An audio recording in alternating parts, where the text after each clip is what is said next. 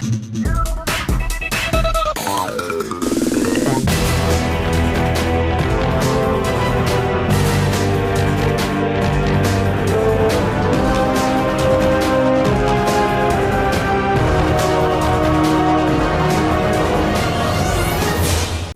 up YouTube, Dal here from Zephyr War Games, and today, as you smash that like button on the test stand video, I am bringing you the Soul Sword Tenyi Profile. Now, this in my opinion is a little bit better than Pure, for the pure fact that the Tenyis let you play without going into your normal summon, and going second, it also sets you up nice disruption to your opponent's board without even needing to commit much to the board. Whereas in the pure version, the idea behind SwordSoul is that as soon as you get negated on something like your Mo Yi or your Tai, if you don't have a strategist to follow up with, you are in a bit of trouble. So, with all of that out of the way, I'm going to take you through the profile, and then at the end I'll show you the Tenyi combo and what it can kind of produce for you, just so you can kind of see where you go from there. So, starting with the main deck, we are going to be playing 3 Mo Yi. I currently only own 2, which is why I have the 1 Ecclesia. The one big thing about this particular deck is that you play less Ecclesias. You could technically even play 0 Ecclesia if you wanted to, for the pure fact that its special summon effect will clash with your Tenyis, and then it would need to be committed as your normal summon. So it's entirely up to you on whether you want to play her or not. If you do, I would highly advise keeping her at the low end of playing her at 1s or 2s rather than 3s. You should all know what each of these cards do by now, but I'll quickly explain that with your Sword Souls, they have an effect wherever it be. For Mo Yi's example, reveal a Worm or Sword Soul to special a level 4 tuner token, and then if it is used as Synchro material, you then get the ability to draw a card. So that's kind of where it works from there. Ecclesia has a quick effect to tag herself out during either player's turn in order to special summon a Sword Soul from the deck. So again, it is also one of them cards that if you do tag it out, you're in big danger of being hand trapped. If you were to max out on Ecclesias, I would highly advise putting in Gammas in here, purely because you've got a lot of spells that do a search without putting a monster on the board, and then of course Ecclesia's own effect herself. Then, of course, you do play triple of the Strategist. This is probably, I would say, it's probably the best card, like the best monster for the Sword Souls. The only downside is it only leads you into a level 10. If it led you into a level 8, it would probably be a lot better. But the 10s are still great. So the effect is this: you discard one other Sword Soul or Worm, and then special summon it, and then special summon a token level 4 tuner, giving you access to level 10 Synchros. If it is used as Synchro material, it will burn your opponent for 1200, so it does give you a win con in time, and it is the only one that special summons itself for free at current. In the Tenyi version, you want to max out on your tire, purely for the pure fact that this one is you banish a Sword Soul card or Worm from the grave to produce a token. So as long as you've got a graveyard set up, you're good to go. Keeping in mind that all of the main Sword Soul monsters do need other cards to set themselves up. Mo Yi needs to be able to reveal one, Strategist needs to be able to discard one, and then Tyre needs to be able to banish one. So you need to be able to set all of those pieces up, and that's where the Tenyi version comes in, because it's a lot easier to kind of set these up, and it gives you more consistency. Tyre, if it's sent to the graveyard as Synchro material, you get to Foolish Burial a Worm monster, so you can send some of your unused or unwanted Tenyis, but you can also set up Mo Yi revival plays and Strategist revival plays if you do have the Monster Reborn for the deck as well. Then moving on to the Tenyis, the best one that you want to be playing is the triple Ashuna. So this is your special summon for free from deck. So all of the Tenyis share the same effect, that if you control no effect monsters, you can special summon them from the hand. Ashuna has the ability that if you control a non-effect monster, so you can control effect monsters as well, you can banish it from the graveyard to special summon a Tenyi from the deck. However, by doing so, you do lock yourselves into worms for the rest of the turn.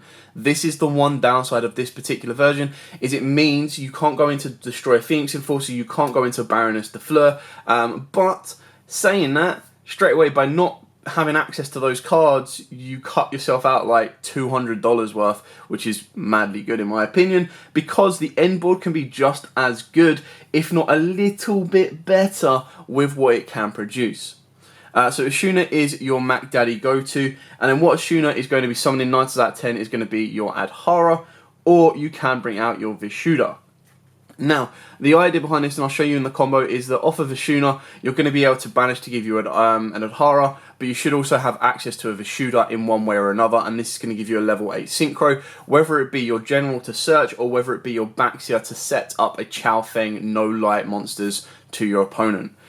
Keeping in mind that Adhara has the effect that, again, if you control a non-effect monster, you can banish it to add back one of your banished worms, which is really good because that lets you recycle some of the cards you've banished off of your General, off of your Tyre, obviously off of your trap cards as well. Off the back of that, it can add back the Suna, so you've got hand advantage as well. Vishuddha is banished to target a card, I believe, target a face-up, target one card your opponent controls and return it to the hand. So this is your more disruptive card, and a lot of people will forget about these, but all you need to have is a non-effect monster, whether that be one of your SwordSoul tokens, or whether that be Tenyi of the Monk. You can start triggering these again, so you get to regain resource, you get to bounce cards. It really does put your opponent under a bit of strenuous activity. The final monster that I've only just put in here because I want to kind of check it out to see how it works is the one Mermer. Now the reason I've done this is through testing. Yes, it's been great because as you saw in the test hands, like the end boards were pretty much the Sovereign, the Chao Feng plus the General to search. So I've got a negate. I've obviously at some point I would have set up the trap as well. So I've got a double pop, a banish, and a double banish.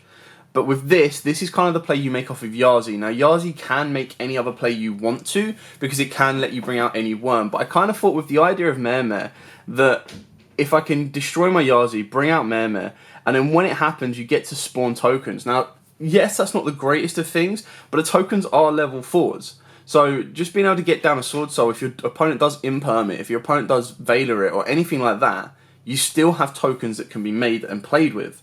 And then worst case scenario, spoiler looking into the extra deck, you can just link it all into a Susara, and the Susara is just going to be an insane boss monster that then protects all of your stuff from being targeted anyway.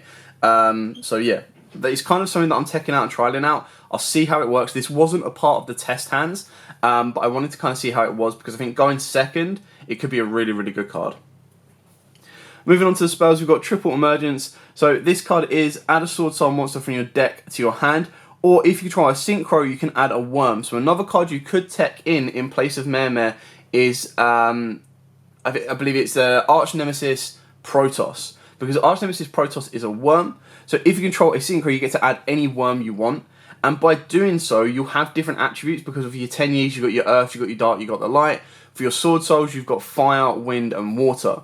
So you banish those, bring down your Protoss. Protoss can then use this effect to destroy itself and lock your opponent out of light effects, or if you've got another monster on the board, like whether it be a token, whether it be anything else as a different attribute, you can nuke that and then lock them out of that particular effect. So that is a little tech card you could put in place of Mermer, something to look into, but again, I say you add in a brick, you're pretty much adding what you would have anyway with Mermer. So going first, I'd probably want the Protoss in here, going second is probably where you want the Mermer, so you can probably bounce around between the two. But other than that, it lets you add a SwordSoul 9 out of 10, and then you can banish it from the graveyard to target a SwordSoul monster or worm monster you control, and increase or decrease its level by 1. So again, that's really kind of cool that it lets you target worms as well, because you can then adapt your Tenyi levels should you need to. Then we've got Triple Vessel for the Dragon Cycle. So you send a worm monster from your deck to the grave, then if you control a face-up non-effect monster, you can add from your deck to your hand a Tenyi. So this is part of the 2-card combo with a Shuna, or just technically this can get you to a Shuna as well. But the idea is that you bring someone down a Tenyi, turn it into Monk, activate Vessel because you control non-effect, you Foolish Burial something like your Adhara or your Susuna, anything you want, and then add another one to its hand, special summon that monster, banish it, and off you go. For the draw power, we've got Triple Desires. I want to cut this to 2 through testing every single time I Desires and I draw into another Desires. It's the only reason that I never like playing 3, but you do kind of want to see it.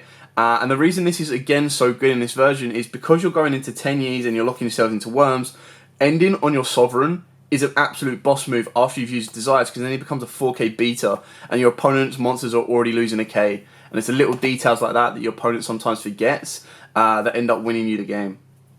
You've then got double talents and double droplets. You just need to break boards. You could go for Dark Ruler if you wanted to, but the thing with stuff like droplets is it actually sets up your grave. So even if you negate your opponent's entire board and you send like a Vishuda, for example, your Vishuda can then be used to banish and bounce. If you don't have these, Dark Rulers are the next best alternative, but by doing so, you then commit to focusing your deck on going second specifically. Talents, because you're going to get hand trapped. Like, again, in the pure version, you're probably going to be playing crossouts to stop all of the hand traps where it's all possible. In this version, you're probably going to just say, yep, hand trap me, come on, do it. And I'm either going to steal your monster, I'm going to rip a card from your hand, or I'm going to draw 2 more cards. And if they're hand trapping you on stuff as early as like your Mo Yees, then you're kind of in a good position that you can continue to play, because if you get into a strategist, you're good to go. If you're able to get the trap card to the graveyard off of the back of Gold Sark, you can set up another token, and it just lets you kind of play that route. For the one-offs, we've got the 1 Call by the Grave to try and stop those hand traps, the 1 Summit. So this is the Monster Reborn. You target a Sword Soul monster in your graveyard, or if you can try a Synchro, you can target a Worm in your graveyard and special summon it, and then you can banish this card to target a Sword Soul or Worm and increase or decrease its level by 1. The Duster could arguably come out, because we're not competing. We're at a 42 card deck at the moment. Because we're not committing to going second, Duster could probably easily come out. For something like a Twin would work okay, because then you can set up your dead cards. But yeah, it's not an absolute staple. It can easily come out. Gold Sark, however, is an absolute staple, because what works so well with this is, in theory, Gold Sark is an extender on the form of Blackout. And one other thing that, so shout out to Aiden on this one, I don't know where he got it from, but an Instant Fusion is a nice little target as well. So you could put Instant Fusion in place of this card, because Instant Fusion can then give you a level 4 token. So it's just another one of those ones where if your opponent drops a token collector on you, if your opponent negates your Mo Yi, you activate the Instant Fusion, you bring out the level 4 tuner, which is the Magic Key Fusion monster, and then you're good to go from there. Another kind of card you could look into playing is Ready Fusion, and the only reason you would do that is because you would adapt your synchros that you're going to make, because your Ready Fusion only gives you access to level 5s or level 2s from your Ready Fusion targets, because they're the only non-effect tuners that are fusion monsters. By doing so, you're then going to be relying a lot more on your level adaptation than anything else. Speaking of which, the card that I hope is going to get an OTS 18 Super, this card is nuts. I love this. So you target a Worm monster you control, and 2 cards your opponent controls, destroy them. If this card is banished, you can special summon 1 Sword Soul token, level 4 tuner water. While that token is in the monster zone, the player who summoned it cannot special summon except Synchros, and you can only use the effect once per turn. So the best thing is, because it's a trap, it can be used during your player's turn to banish from the graveyard to trigger the Sovereign's effect, which then lets you banish a card on the field, banish a card in the graveyard. Off the back of that as well, Blackout, if it targets Sovereign, you can then protect Sovereign from being destroyed, and it's kind of like a time graph where you're just going to go, cool, I'm going to pop 2 of my opponent's monsters. And the artwork is really badass. I love this, the Despia link to the Sword Soul. So. Then I think it'd be foolish not to run any hand traps at all, and I think Imperm is probably the best one of them right now. Yes, Droplet does put in a lot of work to help you negate your opponent's board. However, I think stuff like Imperm, especially in the mirror match, that if you drop the Imperm at the right time, even if you don't and then you drop it during the start of your turn, you can really put your opponent in an issue. One thing this deck would highly struggle with is if your opponent makes a window, because then you're just like, right, okay, well, I don't have a Droplet, so I don't have a way to stop that window. I can only special summon once, like, all I'm going to get is a monster and a token. It does get a little bit difficult, because then you could probably go to like a Vishuda, you can probably go to a Sasara, and then you don't get to go much further. So you do need to be able to turn off that window, you do need to be able to make further plays. You could play stuff like Kaijus if you wanted to, but again, it gets a little bit sticky. And then the last 2 cards is 2 Solemn Strikes. Again, this is entirely up to you whether you want to play these or not. Again, it's the difference between committing to going first, going second, back row, front row, where do you want to go? And I think you end on such a heavy front row lineup that if you haven't been able to search the trap, you kind of need that backup protection. So Strike is the option for you. Like I said, this is a 42 card deck, so there are cards that you can kind of tweak with, you can cut with and play around with, and it does depend on your budget accessibility. Like I said, I've had a lot of people talk to me about, like, when you look at Sword Souls, they do require at least around about 8 to 9 secrets from the new set, which can be very, very tricky. And then if you're going pure, you then have to up that count as well. Whereas with the Tenyi version, you only technically need about 5 of the secrets from the new set. So straight away, that cuts your cost down in half. So yeah. Moving on to the extra deck, we'll go over the Synchros first. And actually, no, we'll go over the Link monsters first. I'm going to show you 16 cards. I haven't decided which one I want to cut yet, but it's something that I'm considering with the Tenyi Spirit Sasara. So, this is the one that's up in question at the moment, is the Sasara. It's very situational into when you're going to make it, how you're going to make it, and stuff like that. So, this is why it's considered to be cut. But the reason it's so good is it requires 2+ worm monsters. It's a 3k beater, and then while you control a face-up non-effect monster, monsters your opponent controls cannot target effect monsters for attacks. Also, your opponent cannot target effect monsters on the field with card effects. Quick effect, you can target one effect monster your opponent controls, special summon a Tenyi Spirit token, level 4, 0 defense, 0 attack, or question attack, 0 defense. The token's attack becomes that target monster's original attack. Only use the effect once per turn, so it's basically a clone for a level 4 token. Now, the level 4 token can lead you into stuff like Monks of the Tenyis, but because we've got Ecclesia, or if you're able to get another token on the board, it does instantly give you a level 8 Synchro play with just 2 tokens.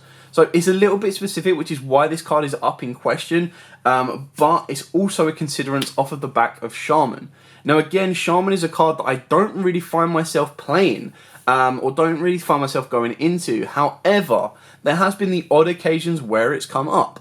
So unless you can find me a rank 8 worm monster that's really good, or more level 8 synchros that are worth making, because I don't really want to be running triple of the Grandmaster or triple Baxia, then I think these are kind of good placements to use.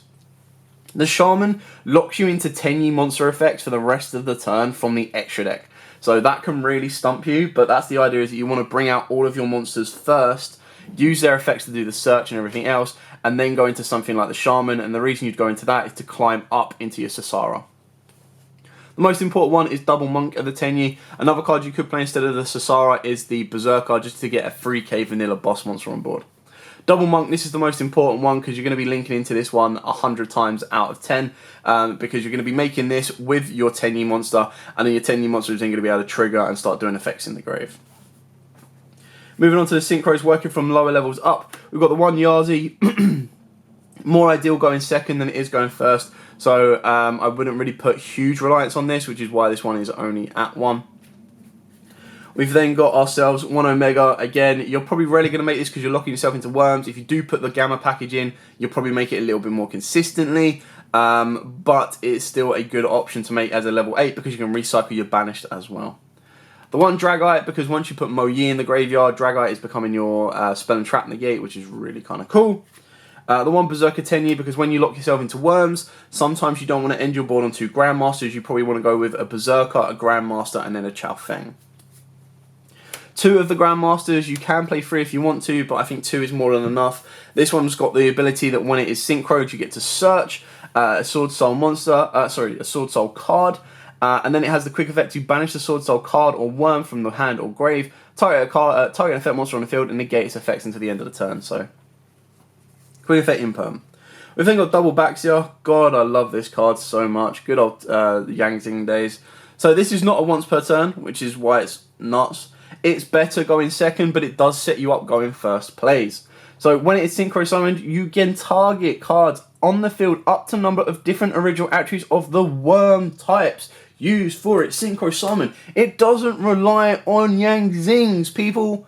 So if you make this with Adhara and Vishuddha, you get 2 bounces already. If you then make a second copy using Tyre or Mo Yi, you're going to get 1 to 2 more bounces. If you use Mo Yi, because the token is water, you're only going to get 1. If you use Tyre, the token and the monster are wind and water. You get 2 more bounces.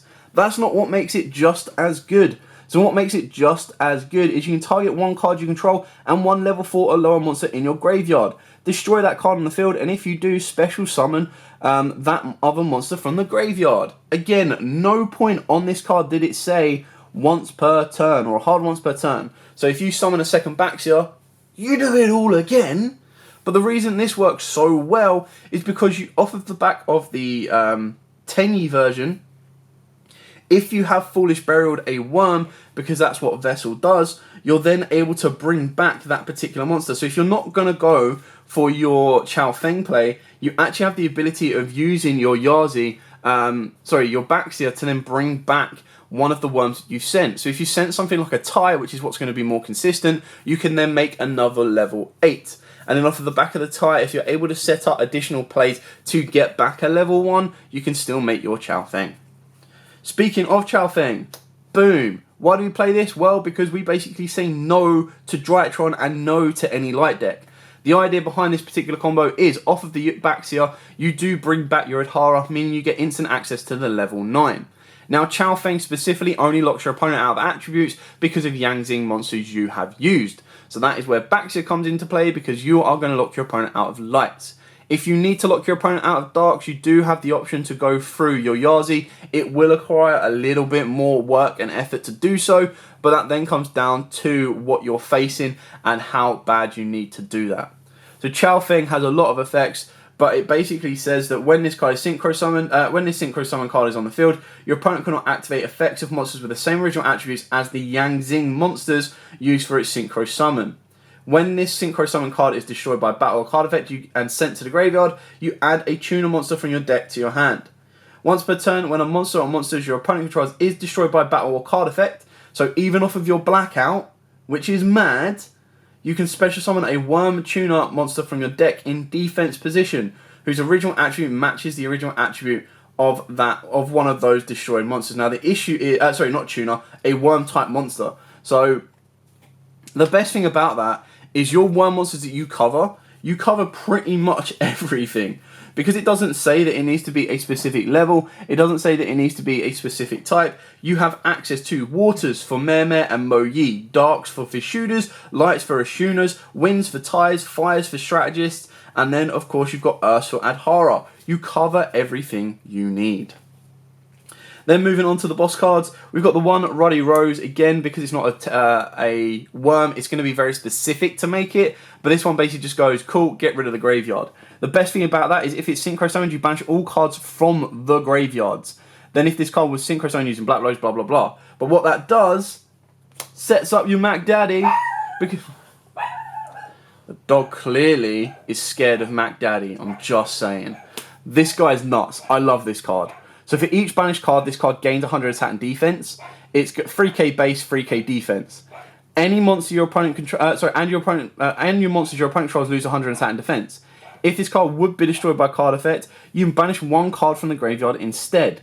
If a card or cards is banished except during the damage step, you can target. Don't even target. You can banish one card each from both your opponent's field and graveyard. Only use each effect once per turn, but it's literally just like blackout. Banish, summon a token, effect, banish, banish, good to go. And in this particular version, the best thing is you don't actually need to rely on it, is Baroness de Fleur.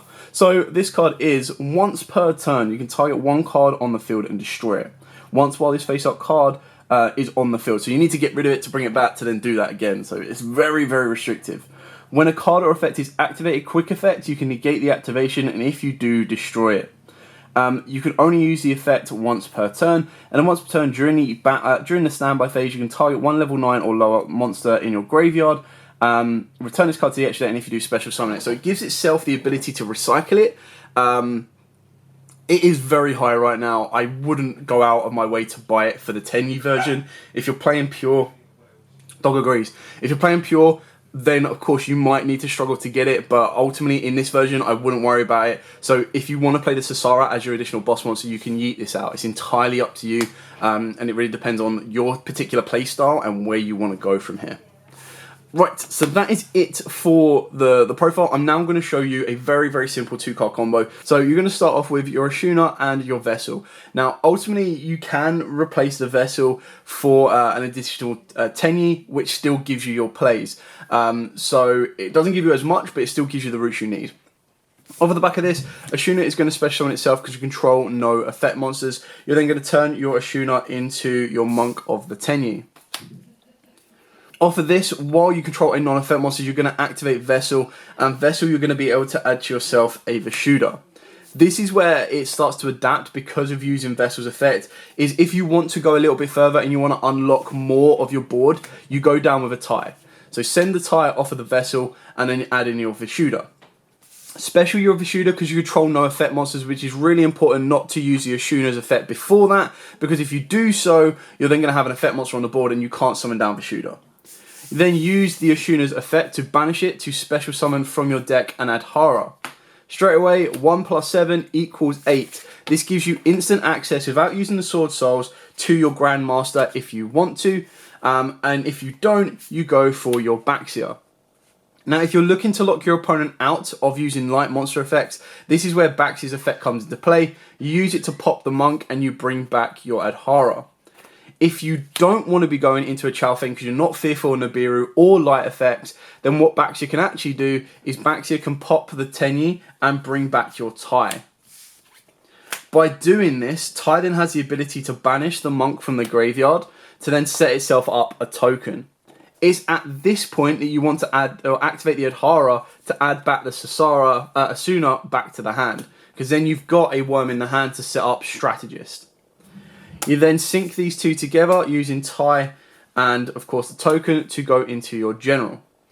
At this point, Tai's effect will be Chainlink 2, your general will be Chainlink 1. Off of that, what you want to do is Tai can send the Mo Yi, and then general can add you your Sacred Summit. You can then activate your Sacred Summit to bring back your Mo Yi, reveal the Ashuna that you've added back in your hand, produce another token, and then this gives you the ability to synchro into another level 8. Now, obviously, you still got this monster in hand. If you wanted to, you could go into a 7 or a 9 now by using this as an effect. The issue is trying to go into a 9, you're not able to use Baxia, so you haven't got a synchro to go into, or you haven't got a Yang Xing to make it unaffected. You then get a draw off of Mo Yi, so it'll be random, whatever you've got, and then you still got your remaining 3 cards in your starting hand to play with, and you haven't conducted your normal summon, guys. This is all without a normal summon, which is mad. So if you then add, let's say you've got a Strategist in hand, or you've got a normal summon in hand, that's another level 8 synchro, or a level 10 synchro.